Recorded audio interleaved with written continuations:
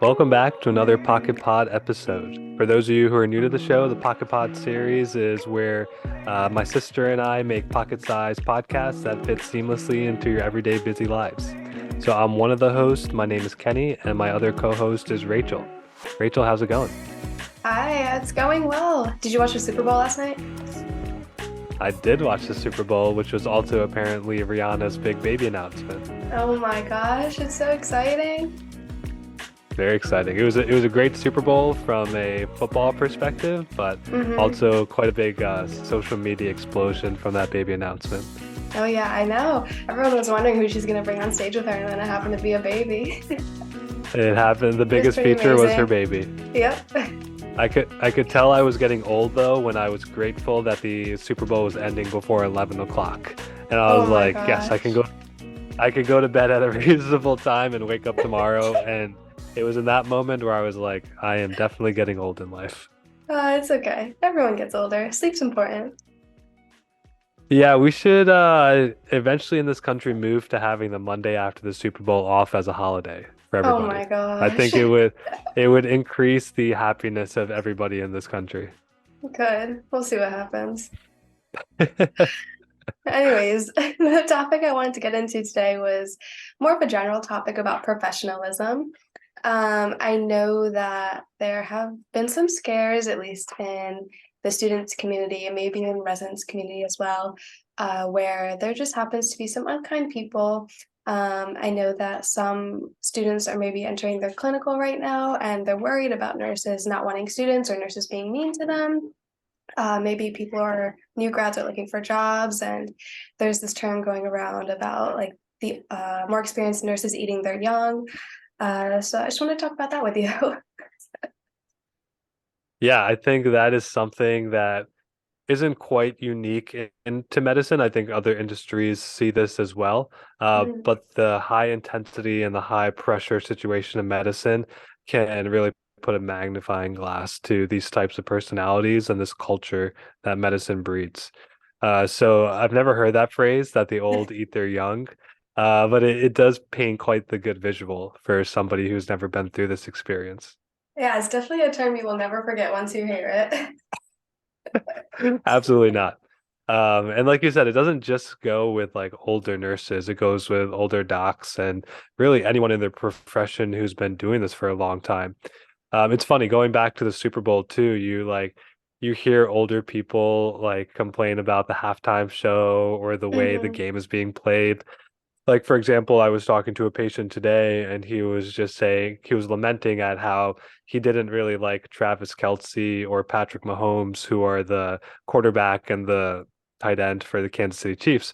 And I was kind of pushing him on it. I was like, why don't you like those guys? And he was just like, I don't like the way they showboat because back in my day, you just like worked hard and you didn't look for any praise.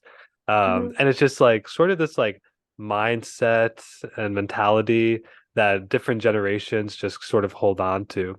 Yeah, there Um, definitely is. Like, I see difference in generations, or like whether it's communication or just the way they present themselves, and like whether they're at home or in the workspace. Like, there's some pretty defining features of each generation, and maybe that like has to do with the way they interact with each other too. I mean, it's definitely easier to interact with someone who's in your generation versus someone who's two generations ahead or behind you. I certainly think there are very big gaps in generations. I think hmm technology is probably going to be one of the biggest gaps that you'll see between some of the older people in your profession and some of the new grads.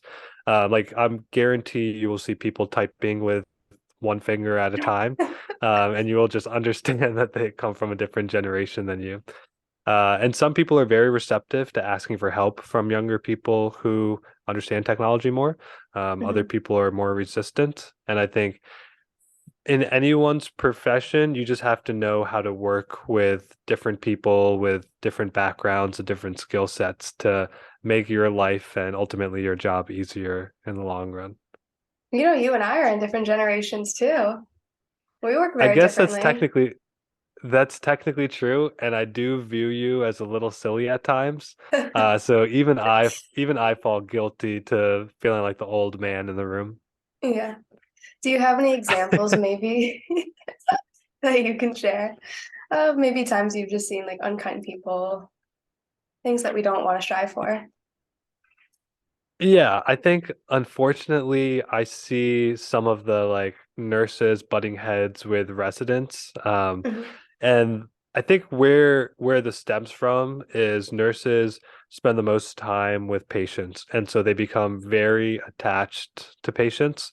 And ultimately, at the end of the day, they just want nothing wrong done to their patients, which is totally acceptable. Um, I think unfortunately they feel like not everybody has that same sentiment in mind. And to be honest, maybe there are some residents and doctors who don't hold themselves to the same standard and who don't make it seem like the patient that they're currently taking care of is the most important person that they're taking care of at that time. So we as a profession could be doing better then. But one example that I can think of is I'm on my acute pain service right now. So part of the things that we do is we round on patients who have either epidurals or nerve pump catheters. And so every day we go around on these patients and basically make sure that their catheters haven't moved and that they're getting adequate analgesia. And if they're not getting adequate pain control, one thing we can do is adjust the infusion rates or the bolus rate to hopefully get them more pain relief. And so that scenario was sort of playing itself out like a couple weeks ago or so. And one of my junior residents was adjusting the pump himself, and the nurse came in and he basically asked, like, do you want me to adjust this pump for you or do you want to do it yourself? Um, and the nurse was basically like, well, if you want your legs broken, then you can go ahead and adjust that pump. But if not, I would suggest you don't do that. And obviously, from my perspective, I just saw him, trying to be a nice guy. The pump wasn't in a very convenient position, so he was willing to get down on his knees and make the pump adjustment. But that was a scenario where you're kind of meeting a stranger in front of a patient and they say this, almost threatening and off-putting statement to you that she probably didn't really see any harm in it. And I really don't even know like what perspective she was coming from. Hmm. But it sort of puts you off. And luckily it was a junior resident who like was able to handle himself and like not say anything in that moment. And I talked to him afterwards about it. But it's one of those situations where you like almost double take and you're like, did somebody really just say that? And Yeah. like if you start paying attention in medicine, you hear a lot of language like that a lot. And some of it is sarcastic and some of it's like like a human's way of processing stress and processing those interactions. But eventually you're going to have the wrong personality on the other side of that comment and it's not going to go over very well. Well, I wonder too, like maybe there was a situation in the past where like she had a bad interaction with a resident and that's why she's been like has like this defensive nature to her when a resident comes up to her. But like I still think it's a two-way street. I mean, I've seen situations where a resident ends up talking down to a nurse, and that doesn't play out very well either. And like Hmm. maybe these people are just having a bad day and they don't really know how to handle their emotions in the workplace, or maybe that's just two different personalities rubbing the wrong way. Um, yeah. Yeah, 100%. When you're almost any interaction you have with somebody, you're really just catching a glimmer of what their overall day is looking like. Hmm. And you really don't have enough of an understanding of what's going on behind the scenes in their life to understand how they're processing this current information. Hmm. So that allows me to at least treat a lot of people with grace, knowing that I don't know the entirety of what they're bringing to that situation. I think a lot of these disagreements also come to arise because there's a lot of unwritten rules in medicine. Like if you've ever worked in an ICU, you just know it's an unwritten rule to never touch the pumps in the ICU. Hmm. Same thing with the ventilators. There are Hmm. just people who are very possessive of their pumps and their ventilators. And if, let's just say, for example, something goes wrong. So let's say you decide to change the insulin pump from 3 units to 5 units or whatever. And then all of a sudden your patient becomes hypoglycemic and your nurse didn't know about it. They could feel very, you know, treaded on that you basically took it upon yourself to change their patient care and didn't tell Hmm. them about it. So I totally see both sides of, the argument. I just Yeah, think I mean, the I've talked to way, nurses. I talked to nurses about that too. Like, I mean, when I first started out as a student, I was like, oh, like, are nurses allowed to touch the ventilators, or like, are you allowed to adjust it? Because in school we do learn how like to set it up and everything. And they would tell me, no, like we really respect our respiratory therapists, so we let them do their thing. If they ask us to adjust it for them, then we will. Or if something's going very wrong, then we will adjust it. But otherwise, we kind of know our place, and our place is not to mess with the respiratory therapists with ventilators. I think another part where unkindness can stem from is like not that there are any positions that are beneath others, but I think that there is this idea that a position can be beneath another, where a nurse might be rude to a CNA. And I've definitely been told by a nurse, like, oh, I don't want to do the dirty work. That's what you're here for. Or like, they just leave the room and don't ask to help me when I'm cleaning up a patient. So where do I want to go with this? I guess I see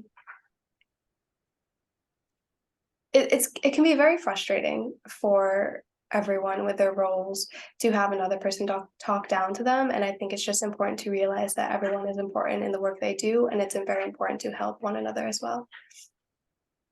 100%. Mhm, There has to be respect for everyone in the room and an understanding that everyone involved in this room is centering their attention around the patient and wants to mhm, develop the best or deliver the best patient care they possibly can.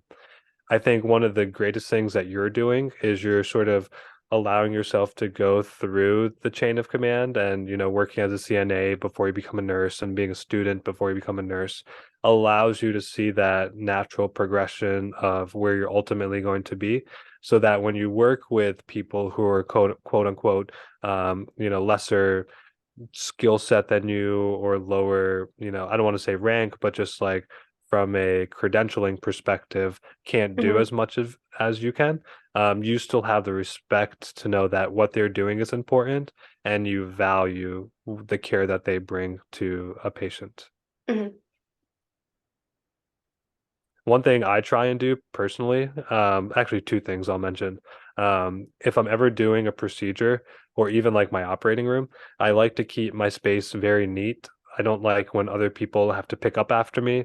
So that includes even like the tourniquets for like an IV. I try and make sure that's picked up afterwards, any scraps, any mhm, gauze. Like even if I drop like blood on a blanket after doing an IV or an arterial line, I'll go swap that out for another blanket to almost look like there was no trace of me even being there.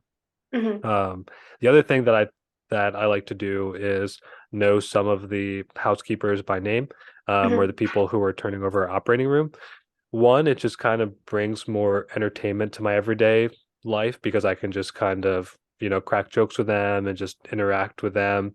But two, it also I hopefully makes them feel appreciative and I go out of my way to say thank you for helping to clean up our space. And I think they deserve that recognition just as much as, I deserve the recognition for waking up the patient at the end of the case. Because yeah, ultimately, we're all trying to make the situation better for this patient and for the next patient who's about to come into the operating room. mhm. I think overall it's kind of just a matter of respecting one another. Um, and that's the end of it, really. Yeah, medicine's a hard world. It's a Mhm, stressful world, and people can very quickly lose sight that we all came into this profession for a similar reason, and that's to take care of patients. But very quickly you can let your ego get away in that, and all it takes is just for a couple people to put you down, and then all of a sudden you turn into somebody who feels like they need to put other people down because you've gone through this process, mhm, and it's a really ugly cycle. But I think the more people we can break out of that cycle and the more people we can just have normal human interactions with each other and drop a lot of the accolades and a lot of the hierarchy, I think we can make for less burnout and a more enjoyable work environment. mhm.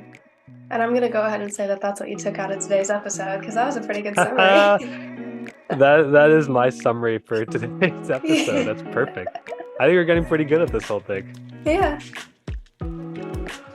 How about you? What was your takeaway? So I think you were at a very crucial point in your career where you're still a student, but you're not too far away from being a professional.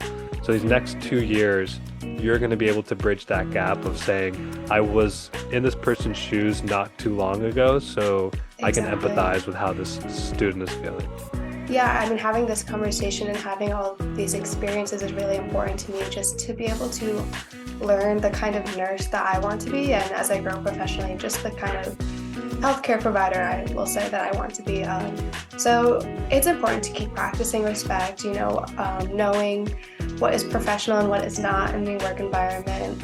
Being able to keep a smile on my face and others' face is something that's very important to me. So yeah, thanks for having this conversation with me. It's very helpful. Absolutely. Absolutely. I think it's an important one, and I hope anyone listening took something out of it and chooses to be a kinder person today or tomorrow. Awesome. We'll see you next All right. time. Well, I'll see you. Sounds good. See you later, Rach. Bye.